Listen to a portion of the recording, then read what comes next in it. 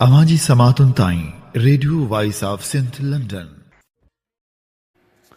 सिंध धरती उरुज खां ज़वाल ॾिसंदी आई आहे। सिंध धरती जंहिंखे हुकुमरान अहिड़ा मिलिया आहिनि जिन न सिर्फ़ु नसलनि खे नुक़सानु ॾिनो आहे पर धरती खे बि नुक़सानु ॾिनो आहे। न त सिंध धरती त उहा धरती हुई जंहिं कंहिं ज़माने में इल्म लियाकत ऐं क़ाबिलियत खे इज़त ॾिनी, पर हाणे हालतूं एतिरियूं त हथनि मां निकिरी वियूं जो सरकारी ऑफ़िसूं अवामी ख़िदमत जा मर्कज़ न पर खुलियल दुकान बणिजी चुकियूं आहिनि। हिते हाणे कानून ज़ाब्ता ऐं मेरिट रुॻो किताबनि जी ज़ीनत आहिनि, जॾहिं त अमली दुनिया में पैसो ई सभ खां वॾो पासपोर्ट बणियलु आहे। जंहिं वटि ॾोकड़ आहिनि उन लाइ हर नौकिरी, हर उहिदे ऐं हर दरवाज़े जा ताला खुलियल आहिनि। सिंध पब्लिक सर्विस कमीशन जेका नौजवाननि जे ख़्वाबनि, उमेदनि ऐं मुस्तक़बिल जी अमीन हुजणु घुरिजे हा, अॼु नौकिरियूं विकिणण जी संगीन ॾोह में मुलविस नज़र अचे थी। उहे इल्ज़ाम के हवाई इल्ज़ाम न आहिनि।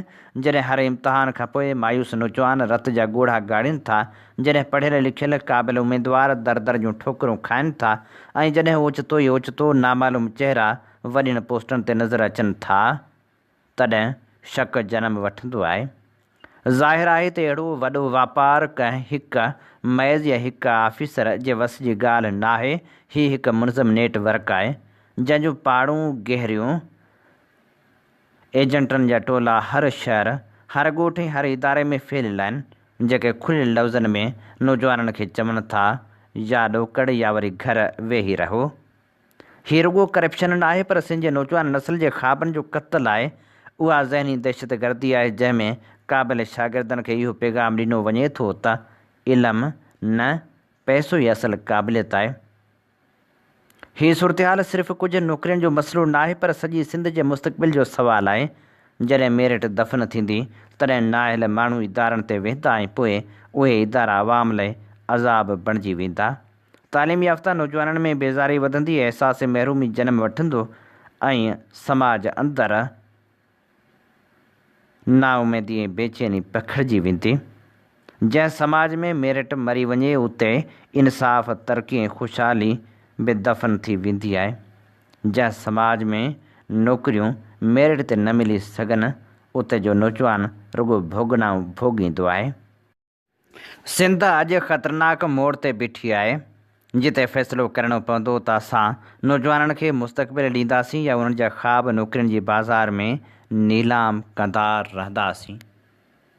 सिंध जो क़ौमी आवाज़ voice of Sindh London web radio ऐं टीवी चैनल जेको गुज़िरियल 13 सालनि खां सिंध सां थींदड़ ज़्यादतियुनि, नाइंसाफ़ियुनि ख़िलाफ़ सघारो आवाज़ बणिजी दुनिया जी कुंड कुड़िछ में पहुचे थो।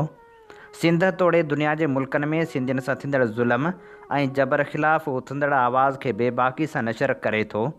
वॉइस ऑफ सिंध लंडन कारोबारी न पर क़ौमी जदोजहद जो अहम मोर्चो आहे जंहिंखे अवां जे माली सहकार जी सख़्तु ज़रूरत आहे। उन आवाज़ खे घर घर ऐं शहर शहर पहुचाइण लाइ पंहिंजो क़ौमी फ़र्ज़ु अदा कयो। चैनल जे लिंक खे लाइक ऐं सब्सक्राइब ज़रूरु कयो। बैनर ते ॾिनल फ़ोन या ईमेल वसीले असां सां राबितो करे सघो था। अवां जी समातुनि ताईं radio voice of Sindh London.